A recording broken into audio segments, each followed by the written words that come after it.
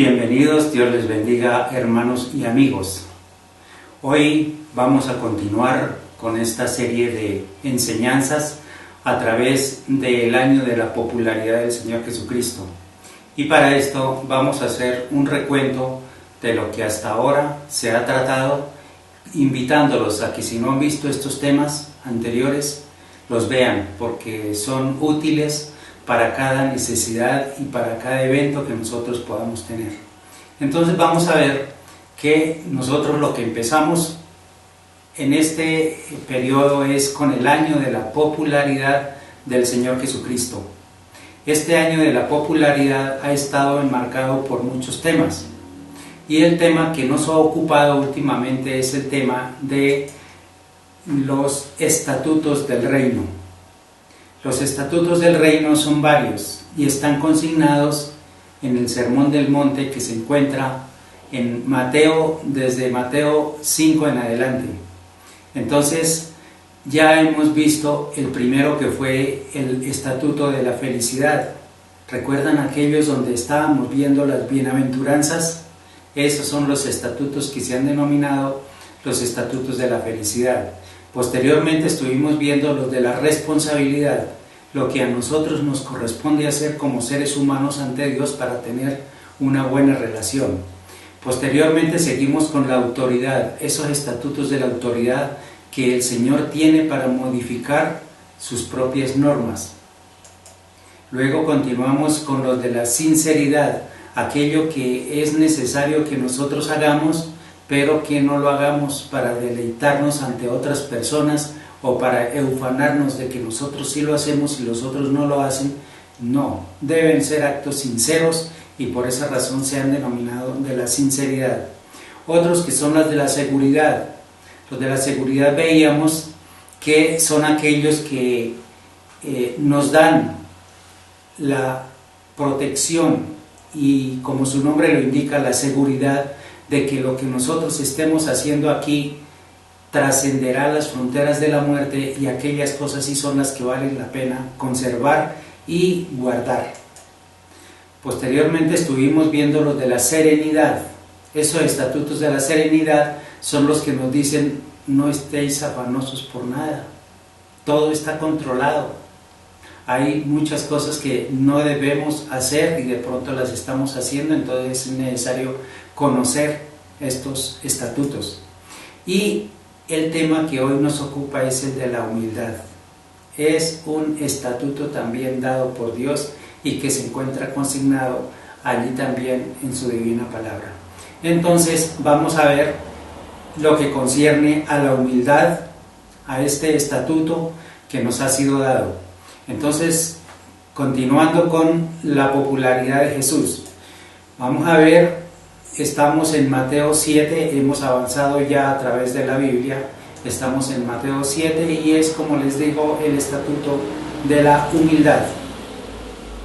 Empezamos diciendo que, como aquí en la ilustración está diciendo, habla de mi vida cuando la tuya sea un ejemplo.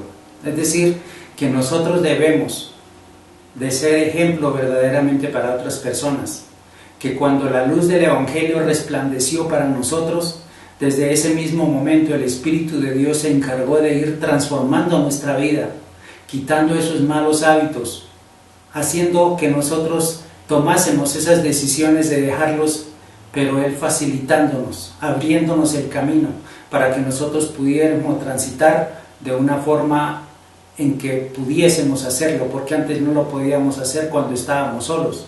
Muchas veces de nosotros quisimos quitarnos alguna tendencia, algún vicio, antes de llegar a los pies de Cristo y nunca lo pudimos hacer.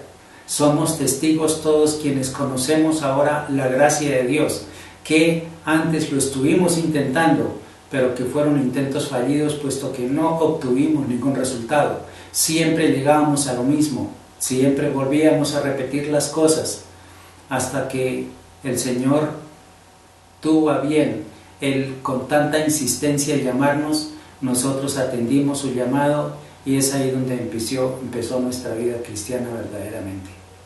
Entonces, lo que dice en Mateo 7:3, dice: ¿Y por qué miras la paja que está en el ojo de tu hermano y no echas de ver la viga que está en tu propio ojo? Es decir, mirémonos a nosotros mismos y miremos cuál es nuestra condición para poder ver la actitud, las actividades, para poder censurar a otra persona. Aquí claramente nos está diciendo que es necesario que nosotros nos miremos, que por qué no miramos lo primero en nuestro interior, cómo andamos nosotros para poder así mirar lo que está en otras personas. Tenemos la tendencia a ver los detalles en otras personas y los nuestros no los vemos porque se trata de nosotros. Entonces, en el transcurso de este estudio vamos a ver que el Señor nos aconseja algunas cosas que es prudente que nosotros las sepamos para que las podamos llevar a cabo, para que verdaderamente sean hechas y no solamente sean solamente que queden como un conocimiento más, sino que verdaderamente sean aplicables a nuestra vida y a la vida de todas las personas a quienes nosotros, sobre los cuales tenemos influencia, como nuestros hijos, por ejemplo. Personitas que han estado bajo nuestra tutela y bajo nuestra responsabilidad, que necesitan ser orientadas bajo la pauta de la palabra del Señor. Seguimos viendo ahora que en Santiago 4:11 la palabra nos dice: hermanos, no murmuréis unos de los otros. El que murmura del hermano y juzga a su hermano, murmura de la ley y juzga a la ley. Pero si tú juzgas a la ley, no eres hacedor de la ley, sino juez. Pues ni la una ni la otra, ni somos hacedores de las leyes, ni tampoco estamos como para juzgar según esas leyes que no hemos hecho. Hay quien juzga, y hubo una persona quien estuvo haciendo estas normas que hoy están para nosotros en su cumplimiento. Entonces claramente nos dice: ojo, pongan cuidado, no murmuren del hermano, no hablen los unos de los otros, porque nosotros no tenemos otras herramientas. ¿Cómo hacer el juzgamiento? Sino a través de nuestros propios sentidos, por lo que nosotros oímos de la gente, por lo que nosotros vemos con nuestros ojos, por lo que nosotros sentimos en nuestro espíritu. Aquellas cosas que percibimos a través de nuestros sentidos no son suficientes para emitir un juicio justo. Por eso aquí Mateo nos está diciendo: ustedes no son jueces, ustedes no tienen los elementos necesarios para hacer un justo juicio. Por eso mantengámonos al margen de estos juicios que a veces tendemos a hacer de manera apresurada y que no medimos consecuencias, sino que lo vamos haciendo. Ahora es el momento en que nosotros debamos ponerle cuidado a estos estatutos que el Señor nos está diciendo, porque a veces fallamos en lo que debemos hacer y nos metemos en campos en los que no debemos meternos. Debemos mantenernos bajo la guianza divina, entendiendo que toda la Biblia es inspirada por Dios, que allí encontramos todo lo que nos es necesario tener y saber. La palabra siempre ha sido clara. Ella es la que nos enseña, es la que ha sido divinamente inspirada por Dios y escrita por los hombres durante un periodo de aproximadamente 1400 años. No se escribió de un día para otro. Vemos que han sido muchos los autores que intervinieron para hacer este libro hermoso, que es la voluntad de Dios plasmada a través de ideas de los hombres que fueron inspiradas por la persona del Espíritu Santo de Dios. Entonces, si estas normas las estamos sacando de su palabra, porque estamos bajo su guianza y estamos tratando de desglosar y de entender a través del Espíritu Santo de Dios qué es lo que está escrito, para que nosotros podamos tomar una postura adecuada y ser agradables ante nuestro Dios. En Santiago 4:12 dice: uno solo es el dador de la ley, que puede salvar y perder, pero tú, ¿quién eres para que juzgues a otro? Entonces aquí, en verdad, es seria el asunto, es serio estas ordenanzas que nos dice el Señor. ¿Con qué autoridad podremos juzgar una acción de otra persona cuando nosotros no hemos sido llamados para ser jueces? Entonces, por eso dice, no juzguemos, porque no nos compete hacerlo. Prosiguiendo, ahora entramos en Mateo. Ya no estamos en Santiago, sino en Mateo. Mateo 7:2 dice, porque con el juicio con que juzgáis seréis juzgados, y con la medida con la que medís os será medido. Aquí ya hay otro tono, digámoslo así, otro tono, porque ya dice, porque con el juicio con que juzgáis, es decir, que de pronto podemos hacerlo, podemos estar juzgando, pero dice que de esa misma forma con que nosotros lo hagamos con otras personas lo harán con nosotros.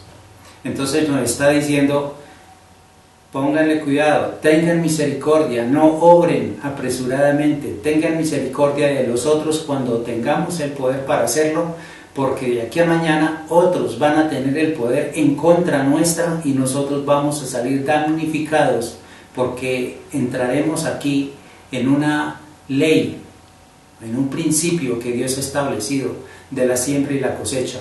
Y si yo sembré poca misericordia en las demás personas, actué con poca misericordia, estemos seguros de que eso mismo vamos a recibir y un poco más, porque siempre lo que se siembra es menos de lo que se cosecha.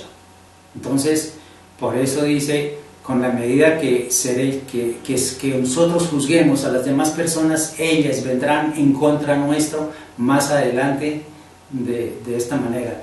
Entonces aquí ya nos abre un poquito el compás, digamos, ya no está como tan duro el que definitivamente no debemos juzgar a nadie en ninguna acción, porque habla, en el anterior versículo habla de los hermanos, y justamente es que es para los hermanos que estamos hablando. Ahora bien, continuamos, y en el Evangelio de Juan 7:24 dice, no juzguéis según las apariencias, sino juzgad con justo juicio. Es decir, que aquí ya vamos entendiendo que si al comienzo nos dice no juzguéis, y aquí nos está diciendo que sí debemos juzgar con justo juicio. Entonces se presenta a veces como un dilema. Bueno, entonces, ¿no debo juzgar o sí debo juzgar? Porque tajantemente nos estaban diciendo anteriormente que no debíamos juzgar a nuestro hermano, puesto que no somos jueces. Y ahora nos dice que debemos juzgar con justo juicio. Entonces se crea una ambivalencia. O lo hago o no lo hago. ¿Qué será lo que el Señor quiere decir a través de su palabra? Porque a veces, cuando no entendemos claramente, entonces se presentan estas divergencias en que no sé qué camino tomar. O lo hago o no lo hago. Pues es muy claro también. Una de las normas de la hermenéutica, que es la ciencia que se encarga de darle la correcta interpretación a un versículo bíblico, en una de esas facetas que tiene la hermenéutica, tiene una norma que es la fundamental. Esta norma o esta ley es que la Biblia es su propio intérprete. No tiene un intérprete humano que pueda decir la última palabra. Es la misma Biblia. Y esa es una ley de las leyes fundamentales de la hermenéutica. La Biblia es su propio intérprete. Entonces, vamos a seguir a ver qué es lo que nos dice la palabra del Señor más adelante, para que podamos ir entendiendo cuál es la voluntad de Él para así juzgar o no juzgar. Aquí vemos en esta imagen la iglesia. Si pudiéramos ponerle un título a esta imagen, podría ser la iglesia, porque la iglesia es el conjunto de miembros que estamos aunados como un cuerpo, y de ese cuerpo el Señor Jesucristo es la cabeza. Todos nosotros estamos formando parte de la iglesia, puesto que somos como miembros de un solo cuerpo. Y si somos miembros de un solo cuerpo, entonces por aquí ya nos vamos adentrando a esclarecer el por qué juzgar o no juzgar. Pues si nosotros entendemos que somos miembros de un solo cuerpo, que somos interdependientes los unos a los otros, nosotros mismos debemos protegernos a nosotros mismos. Nuestros miembros se protegen a sí mismos. Nunca hemos visto que nuestra mano derecha esté en contra de nuestra mano izquierda, o que mi cerebro le ordene a mi pie izquierdo que empiece a caminar y no lo haga. Siempre hay armonía entre nosotros. Y si una mano se lastima, la otra está dispuesta a ayudarla. Entonces, si empezamos a comprender estas verdades bajo este concepto de que todos somos un solo cuerpo, entonces podemos entender verdaderamente qué es lo que la Escritura quiere decirnos. Empezando, vamos a verlo por la familia. Si la familia la entendemos como el núcleo de la sociedad, como la parte más pequeña de una sociedad, entonces vamos a ver que el papá tiene potestad sobre los hijos. Es algo natural. Hay potestad, hay soberanía y hay la capacidad de poder juzgar una acción de un hijo, porque está bajo la potestad y bajo la guianza del papá. Entonces, si un hijo hace algo malo, el padre puede perfectamente juzgar esa acción y a veces hasta reprenderlo, porque si lo había hecho ya y le había advertido que no lo volviera a hacer y lo volvió a hacer, entonces tiene que necesariamente corregirlo. Entonces tiene la capacidad de juzgar a sus hijos. ¿Por qué? Porque están bajo su tutela. Porque un día, como padres de familia, le vamos a dar cuenta a Dios sobre nuestros hijos, sobre nuestro papel como esposos, sobre nuestro papel como padres, y debemos dar cuenta de esta grey a la cual estamos pastoreando. Es así de fácil. Entonces, viendo las cosas bajo este concepto de que sí podemos empezar a juzgar a nuestros propios hijos, porque mal haría yo en estar haciendo algún acto en contra de un vecino. Yo a mis hijos les puedo decir háganlo o déjenlo de hacer, pero a un vecino ya no me compete hacerlo, porque no está bajo mi jurisdicción, porque no es mi competencia, porque mi competencia abarca mi familia. El hijo que está allá en el vecino tendrá su padre y tendrá su madre que también harán lo mismo que yo estoy haciendo aquí. Entonces hay una limitante. Puedo juzgar a mis hijos, pero no puedo juzgar al hijo del vecino, porque no me compete.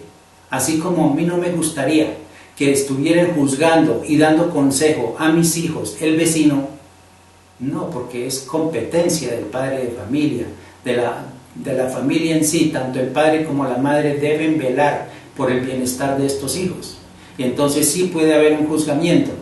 Ahora bien, esto dentro de la familia. Ahora, lo que nos dice la Biblia, dentro del cuerpo de Cristo también podemos hacerlo, pero no pasándonos de ahí. Es decir, nosotros, quienes hemos sido llamados a liderar un grupo, tenemos la capacidad de juzgar a todos a quienes estamos liderando, todos los que están bajo nuestra cobertura. Podemos hacerlo. Mire, hermano, que usted está haciendo estas cosas y no le conviene porque pueden acarrearle estas consecuencias. Yo se lo puedo decir a uno de las personas a las cuales estoy liderando. Perfectamente lo puedo hacer. ¿Por qué? Porque el Señor ha depositado a estas personas bajo mi cuidado y yo debo velar porque ellas se mantengan en un estado impecable delante de Dios. Me interesa, porque yo debo dar cuenta al Señor. El Señor en cualquier momento me puede decir qué pasó y yo debo tener una respuesta para decir tal cosa. Entonces, por tanto, así como el padre de familia tiene potestad para censurar o para juzgar a sus hijos, la iglesia también tiene la potestad de entre nosotros como cuerpo de Cristo de nuestra congregación. Aclaro, porque el cuerpo de Cristo prácticamente son todas las denominaciones, pero en este caso es únicamente para los miembros de nuestra propia congregación. Yo estaría en capacidad de juzgar a los que están bajo mi cobertura, pero no más allá de otras personas, porque ahí sí ya entonces entraría a juzgar y de ellos no me voy a encargar yo, de ellos se va a encargar Dios. Más adelante en uno de los versículos dice que de aquellos, de otras personas se encargará Dios.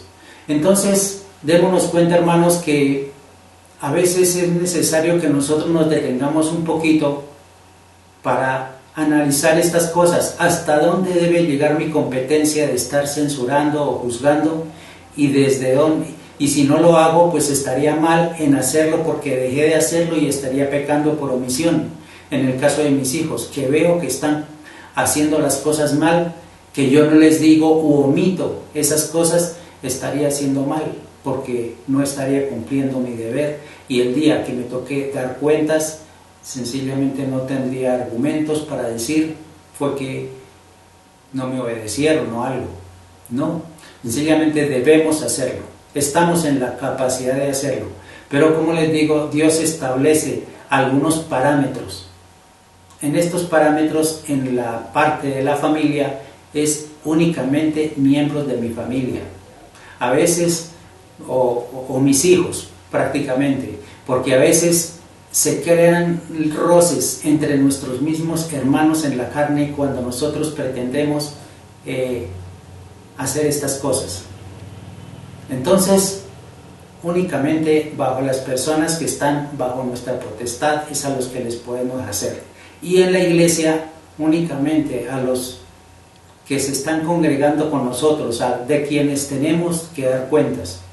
Esa es la manera como nosotros podemos entender esta parte del juzgamiento. Vamos a continuar a ver lo que nos dice ahora en 1 Corintios 6:1. Aquí está hablando ya el apóstol Pablo. Dice: ¿osa alguno de vosotros, cuando tiene algo contra otro, ir a juicio delante de los injustos y no delante de los santos? Esta palabra de osa se refiere a osadía, atrevimiento. Entonces, si la reemplazamos, ¿se atreve alguno de vosotros cuando tiene algo contra otro hermano, ir a juicio delante de los injustos y no delante de los santos? Entonces aquí nos está diciendo ya el apóstol Pablo respecto al juzgamiento dentro de la iglesia. Entonces es el parámetro que podemos ver en su palabra, que aquí el apóstol está diciendo, bueno, es necesario que arreglen sus problemas cuando tengan diferencias entre los hermanos, los arreglen entre los hermanos y no que tengan que ir ante personas que nada tienen que ver con nosotros o que no entienden nuestro proceder o nuestra conducta, que tengan que ir ante personas que nada tienen que ver, como está ahí en la ilustración, de que tengan que ir ante un tribunal y que diriman sus asuntos y sus conflictos ante un tribunal que no tiene nada que ver de pronto con Dios. Son normas humanas y entonces ahí se harán bajo la normatividad humana, lo que los jueces estén determinando, cosa muy diferente a un juicio que se puede hacer dentro de nuestro pueblo, en nuestro cuerpo, porque en nosotros habrá la misericordia. En aquellos tribunales a veces se adolece de este fruto, no hay misericordia. Sencillamente, si lo hizo, infringió una ley, tiene que pagar por eso y ya. Entonces aquí el apóstol nos está diciendo, hombre, procuren dirimir, procuren resolver, procuren dar solución a los conflictos que se puedan presentar, porque es normal que se puedan presentar. Tampoco no vamos a decir que hay un rebaño en los que ninguna oveja se enferma. No, sí hay dificultades a veces con los hermanos, porque el Señor no nos ha pedido en ninguna ocasión que pensemos de manera igual. No, todos tenemos diferentes formas de hacer las cosas y de asumir nuestras responsabilidades diferentes. Por eso es que Él, sabiendo que todos somos diferentes, no nos va a pedir que todos pensemos de manera diferente, pero que sí acatemos la norma que Él ha establecido. Eso sí es diferente, que si todos nos ponemos de acuerdo en, digamos, en una oración, entonces las cosas son diferentes. Así no estemos pensando diferentes. Si estamos haciendo algo que estemos en común acuerdo, entonces las cosas han de ser distintas.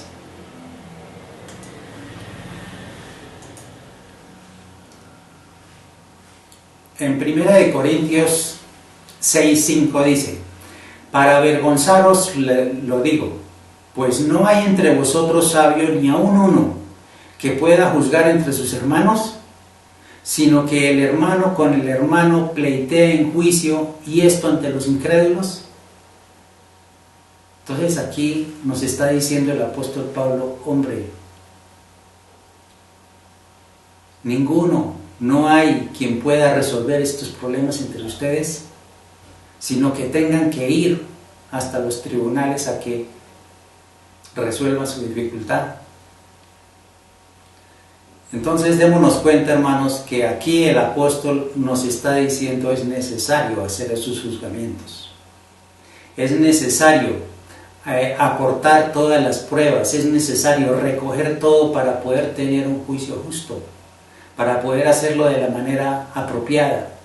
Ahora, también hay límites en cuanto a delitos o en cuanto a actividades que hayan hecho nuestros hermanos, porque cuando es de consejo, cuando es de procedimiento normal, podemos influenciar, pero ya cuando se tratan en cosas mayores, ya entonces se sale eso de nuestro ámbito, y entonces serán las autoridades, ahí sí, verdaderamente que el Señor tenga misericordia de esas personas, porque depende la gravedad de lo que hayan hecho, entonces ya será para remitirlo a las autoridades. Pero mientras se trate de cosas que no tienen trascendencia mayor, o que puede ser la iniciación para que puedan haber desviaciones, si uno se da cuenta de los comportamientos en que están procurando desviarse de la verdad, ahí es donde uno debe intervenir. Pero ya cuando han hecho algo que amerita la justicia, entonces sí, ya nuestro campo ya se limita, porque ya es el campo de las autoridades. Ellos son los que deben juzgar, y esa es competencia ya de las autoridades establecidas por Dios a través de los jueces y los tribunales.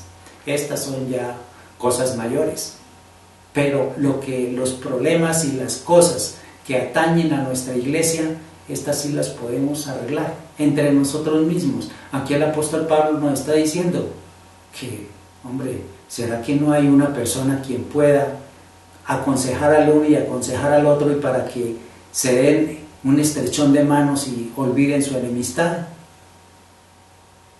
Podemos hacerlo, y en efecto lo hemos hecho, guardando las distancias y procurando hacer que las cosas sean lo más justamente posibles, alistando todos los argumentos para poder emitir un juicio justo, como nos lo dice aquí el Señor, que es a través de un juicio justo que nosotros debemos hacerlo. En 1 Corintios 6:7 dice: así que, por cierto, ya es una falta entre vosotros que tengáis pleitos entre vosotros mismos. ¿Por qué no sufrís más bien el agravio? ¿Por qué no sufrís más bien ser defraudados? Entonces aquí es donde nos dice el apóstol Pablo: hombres, si es el hermano el que cometió una falta contra usted, ¿por qué no sufre el agravio? Es decir, ¿por qué no minimiza el asunto y no tiene problemas con su hermano? Porque, como empieza diciéndolo, ya es una falta entre vosotros que tengáis pleitos, ya es una falta, porque entre nosotros no deben existir esos pleitos. Así como, volviendo a nuestro cuerpo como la iglesia, ningún miembro de nuestro cuerpo está enfrentándose contra el otro, de ninguna manera.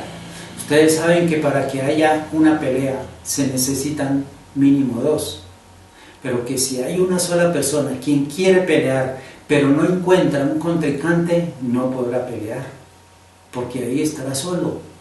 Entonces, como la ilustración de esta mano, la una quiere pelear pero la otra no quiere pelear, entonces no puede suscitarse esa pelea. Es lo que el apóstol procura enseñarnos, que entre nosotros, hombre, si la otra persona me ofendió, yo debo tener la capacidad ya para ignorar el agravio, es decir, la falta que ha cometido contra mí. Puedo comprenderlo y puedo razonar de que si yo perdono, alguien más adelante me puede también perdonar en un agravio que de pronto de manera involuntaria lo esté haciendo. Porque no está en nuestro corazón el hacerle mal a otra persona. Pero hay veces que de manera involuntaria, sin que uno quiera agredir a otra persona, agrede, sin que uno tenga conocimiento ni conciencia de este acto. Entonces voy a necesitar también de la misericordia de otras personas, o de que me perdonen de la forma que yo estoy haciéndolo aquí, de que yo más bien debo sufrir el agravio. Eso significa pasar por alto, no tener en cuenta este agravio o esta falta que han cometido contra mí. Porque dice, ¿por qué no sufrís más bien ser defraudados? Pues sí, porque a veces teníamos en muy alta estima a nuestro hermano y resulta que ahora está en contra nuestra, ahora está hablando mal, ahora está haciendo cosas que él sabe a mí me perjudican. Entonces en estas cosas pueden evitarse, desde ahí pueden empezar a evitarse en las dificultades, el tener conflicto con otra persona. Entonces el consejo que nos da aquí el apóstol es ¿por qué no más bien sufrir el agravio? Entonces, hermanos, yo considero que no es fácil, pero es lo más conveniente hacerlo. Cuando nosotros tenemos este tipo de dificultades, que queremos hacer una cosa, pero hay en nosotros algo que nos dice no lo haga, es porque sufrimos un enfrentamiento en el cual el apóstol Pablo también nos está diciendo. Dice, yo reconozco que en mi mente hay una perfecta ley dada por Dios, pero también reconozco que en mis miembros hay otra ley contraria a la ley que está en mi mente. La ley que existe en nuestros miembros es la ley de la carne, es de la ley del conflicto, es la ley que quiere tomar venganza, es una ley que va para pecado, la que existe en mis miembros. Pero la que está en mi mente es la perfecta ley que nos dice, no tomen en cuenta el agravio. Entonces ciertamente se presenta un conflicto entre lo que mi mente me está diciendo que debo hacer y la ley que hay en mis miembros que me lleva al pecado. Entonces siempre debe prevalecer, hermanos, la ley que existe en mi mente. Esta ley que Dios la escribió en mi mente es la que debe prevalecer, porque no es la carne la que está soberaneando mi espíritu, es mi espíritu el que debe soberanear, tanto mi alma como mi carne, deben estar bajo su autoridad. Entonces, si reconozco que la ley de Dios está en mi mente, debo hacer caso a ello y no a lo que hay en mis miembros. Es una ilustración que hace el hermano Pablo y que ciertamente debe ser bien entendida por nosotros también, porque se presenta de esa forma. Ahora, cuando nosotros entendemos que las cosas se presentan de esta manera, no somos nosotros los que estamos peleando solos. Tenemos a alguien quien nos ayuda en esta pelea, porque también existe la influencia del maligno, que está a veces también, no solamente influenciando, sino haciendo ver cosas que no son y siempre trabajando con el engaño como él siempre acostumbra hacerlo.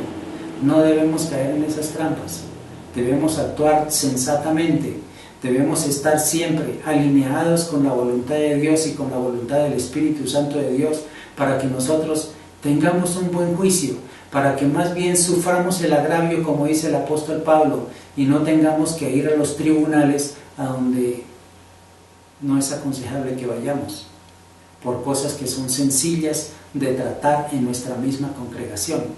Como les digo, ya cuando pasa a instancias superiores, ya cuando la falta es muy grave, que se deben encargar las autoridades, ya está por fuera de nuestra jurisdicción, ya no está en nuestras manos. Pero aquellas cosas que son pequeñas, que suceden dentro de nuestra misma familia, con nuestros hijos, con nuestra misma congregación, problemas pequeños, estamos para poder juzgarlos. Entonces, hermanos, siempre habrán cosas en las que nosotros debamos estar conscientemente apercibidos de que esto está ocurriendo y de que hasta dónde nosotros podemos llegar y desde dónde nosotros debemos actuar. Entonces, este ha sido uno más, un estatuto más, el de la humildad. Debemos ser humildes en el sentido de que nosotros debemos no tomar en cuenta el agravio de otras personas, no por el hecho de que nosotros llevemos más tiempo en el Evangelio, de que nosotros sepamos más que lo que sabe mi hermano, que nos dé la soberbia para poder decir por qué tengo que pasar por alto la falta que me han hecho. No, hermanos, debemos ser humildes, debemos tener mansedumbre como el Señor nos ha enseñado. Él dijo: aprended de mí que soy manso y humilde de corazón. Eso lo dice el Señor Jesucristo, aprendamos de Él. Esa humildad es la que está en capacidad de pasar por alto la ofensa, el agravio y el defraudo que nos puedan cometer nuestros mismos hermanos.